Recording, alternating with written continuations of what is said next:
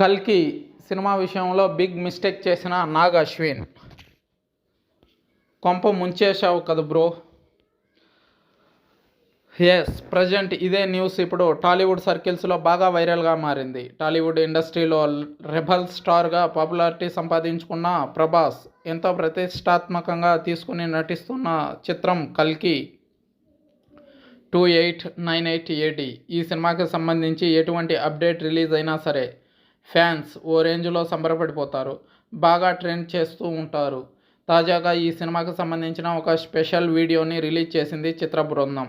కల్కి 2898 AD సినిమాలో అమితాబ్ బచ్చన్ నటిస్తున్న విషయం తెలిసిందే. ఆయనకు సంబంధించిన లుక్ను ఈరోజు విడుదల చేశారు. దీనికి సంబంధించి స్పెషల్ గ్లిమ్స్ వీడియో వైరల్గా మారింది. ఇందులో ఆయన అశ్వత్థామగా కనిపించబోతున్నట్లు ప్రకటించారు.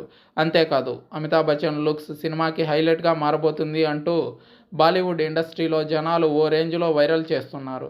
నిన్న మొన్నటి వరకు కల్కి సినిమాకు సంబంధించి కేవలం ప్రభాస్ మాత్రమే హైలైట్గా నిలిచారు. కానీ తాజా పోస్టర్లో అమితాబ్ బచ్చన్ క్రెడిట్ కొట్టేశారు, ప్రభాస్ను వెనక్కి నెట్టేశారు. దీంతో రెబల్ ఫ్యాన్స్ మండిపడుతున్నారు. సినిమాలో ప్రభాస్ లుక్ కన్నా అమితాబ్ బచ్చన్ లుక్స్ పైన ఎక్కువ కాన్సన్ట్రేషన్ చేసినట్లు ఉన్నావు నాగ్ అశ్విన్ బ్రో. అందుకే ఆయనకు ఇలాంటి ఒక మంచి క్యారెక్టర్ ఇచ్చావు. సినిమాకి హీరో ప్రభాసా అమితాబ్ బచ్చనా? తప్పు చేశావు బ్రో.